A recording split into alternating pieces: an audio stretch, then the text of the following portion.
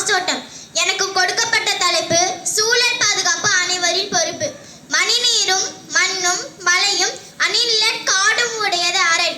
இக்குறளில் வள்ளுவர் வளமான சுற்றுச்சூழல் மனிதர்களை போர்க்கவசம் போன்று பாதுகாக்கின்றது என கூறுகிறார்.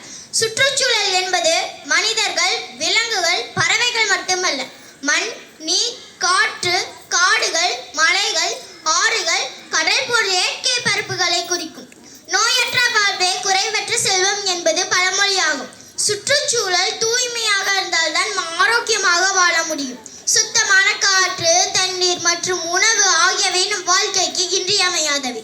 சுற்றுப்புற சூழலை பாதுகாப்பது நம் ஒவ்வொருவரின் முக்கிய கடமையாகும். இயற்கையை நேசிப்போம், செயற்கையை ஒழிப்போம். நம்மை சுற்றியுள்ள நிலம், நீர், காற்று என அனைத்தும் மாசடைந்து வருகின்றன. மண் செழிக்க மரமாகும், மரம் வளர கிளையாகும், கிளை கிளைக்கு இலை துளிரும், இலை துளிர பூக்கள் பூக்கும், பூக்கள் குலுங்க காய்விடும், காய் காய்க்கு கனியாகும். எத்தனை மகிழ்ச்சியோட இந்த உலகம்! இத்தனை வளர்ச்சியை கண்டு இயற்கைக்கு நாம் எத்தனை கொடுமைகளை செய்கிறோம். செல்போன் சூடாவதை பார்த்து கவலைப்படும் நாம் பூமி சூடாவதை எண்ணி கவலைப்படுவதில்லை. ஒரு சில மணி நேரம் ஆக்சிஜனை தரும் மருத்துவரையே கடவுளாக பார்க்கும் நாம் நம் வாழ்க்கை முழுவதும் ஆக்சிஜன் தரும் மரத்தை மறந்தே போகிறோம். உலக சுற்றுச்சூழல் நாள் ஜூன் 5 மட்டுமல்ல, அனைத்து நாட்களும் சுற்றுச்சூழலை பாதுகாக்கும் நாளே. கிளி வளர்த்தேன், பறந்து விட்டது. அணை வளர்த்தேன், ஓடிவிட்டது. மரம் வளர்த்தேன், ஓடிய கிளியும் மண்ணிலும் திரும்பி விட்டது என்ற அப்துல் கலாம் ஐயாவின் பொன்மொழிகளை நாம் நினைவில் கொள்ள வேண்டும். இயற்கையோடு இணைந்து வாழ் என்ற பொன்மொழிக்கு ஏற்ப நாம் அனைவரும் சுற்றுச்சூழலை பாதுகாக்க வேண்டும். பசுமையான பூமி மனிதனுக்கு தரும் சிறந்த வாழ்க்கை என்பதற்கேற்ப மரம் நடுவது, காடுகள் வளர்ப்பது, சுத்திகரிக்கப்பட்ட கழிவுகளை வெளியேற்றுவது, அதிக மாசுபாட்டை உண்டாக்கும் திட்டங்களை கைவிடுவது, இவற்றால் மட்டுமே சுற்றுச்சூழலை பாதுகாக்க வேண்டும். நெகிழி பயன்பாட்டை குறைக்க வேண்டும்.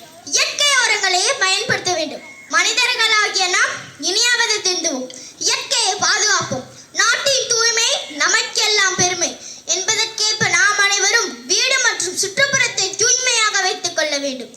மரம் நடுதல், நெகிழி ஒழிப்பு, மட்கும் மற்றும் மட்காத குப்பைகளை பிரித்தல், பொது போக்குவரத்தை பயன்படுத்துதல், நீரை மின்சாரத்தை சிக்கனமாக பயன்படுத்துதல் போன்றவற்றின் மூலம் சுற்றுச்சூழலை பாதுகாக்க முடியும். மேலும் காடுகளை பாதுகாப்பதன் மூலம் நாட்டை பாதுகாக்க முடியும். செயற்கையை விரும்பி இயற்கையை அழிக்கிறோம். அழிவது இயற்கை மட்டுமல்ல, நம் வாழ்க்கையும் தான். இயற்கையின் அழகு மரம், அதை அழியாமல் காப்பதே அறம். எனவே மரம் நடுவோம், மழை பெறுவோம், மாசு இல்லா சுற்றுச்சூழலை உருவாக்குவோம், எதிர்கால சந்ததியினருக்கு அழகான பூமியை பரிசளிப்போம் என்று கூறி வாய்ப்புக்கு நன்றி தெரிவித்து எனது உரையை இத்துடன் நிறைவு செய்கிறேன். நன்றி, வணக்கம்.